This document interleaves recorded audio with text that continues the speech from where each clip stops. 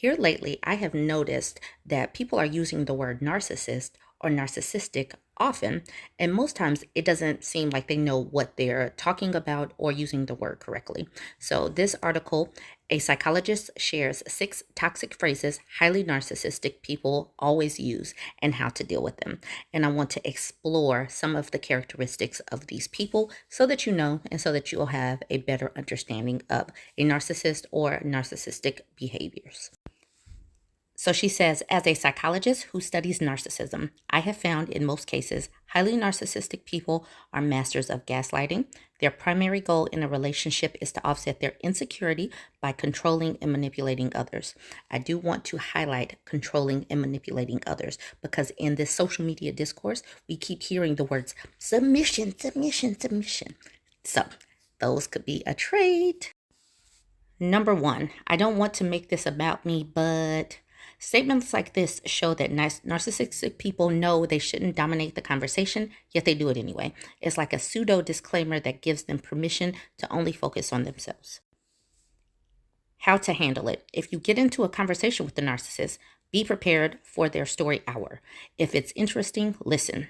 You can treat it like an in real life podcast. But if you're hoping for a two-way conversation, look elsewhere. Number 2, I'm sorry you feel that way. Narcissists have a hard time admitting fault, and this is their classic attempt at an apology, but it's actually more of a deflection. With this phrase, they're implying that your feelings are your issues alone, and they take no responsibility for their behavior. How to handle it? Without genuine remorse, no matter what the transgression was, they'll likely do it again. My advice is to simply disengage. To avoid getting hurt in the future, it is often best to see people for who they really are. Yes, block, block, block. Number 3, why are you doing this to me? Narcissists have a stunning capacity to shift from being the offender to being the victim. You may be the one who has the flu or a tough week at work, but if whatever you're struggling with inconveniences them, it will be framed as their problem. How to handle it. You can get a degree of power back through self-awareness. Otherwise, you may find yourself constantly wondering if you're actually at fault. Seek support from a therapist or an empathetic friend, for example, to remind yourself that you're not the offender. This is also where it goes back to blocking people. When you block people, you won't win in discussions with these people because they will consistently try to turn things around and make things your fault. I will have to do a part 2 so I can hammer home numbers 4, 5, and 6. So stay tuned. I did the first 3 traits of a narcissistic person in the previous video. Now I'm up to 4, 5, and 6. So this is some things that narcissistic people say or their behaviors. Number 4, I am a busy person. I don't have time for this. This can be anything. Maybe you want to discuss a project you're working on together, or you're inviting them to a work event. The hallmarks of a narcissist are entitlement, lack of empathy, and the inability to maintain a reciprocal relationship. Not only are they unable to understand another person's needs, but they are also dismissive of them. How to handle it? Recognize their limitations. They likely won't make time for you unless they need something. These relationships are something often the equivalent of going to an empty well for water. So do what you can foster to support independent of the narcissist.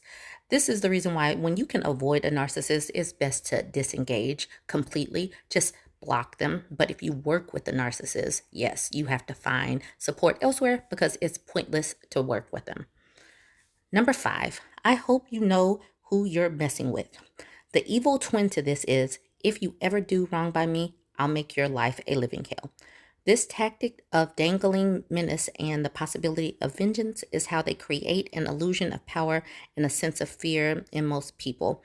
So you don't want to face this perceived threat. So people will comply. How to handle it. This can be unsettling, especially if you're dealing with someone who does have a track record of making other people miserable. Documentation is key. Save all emails and messages. If there's a genuine safety issue, work with local authorities and devise a plan. Number 6, it's not fair. Narcissists believe there should be a set of rules for them and a separate rules for everyone else. When they have to comply or a consequence is enforced, it's a reminder that they are not special. Whether their friend's company is doing great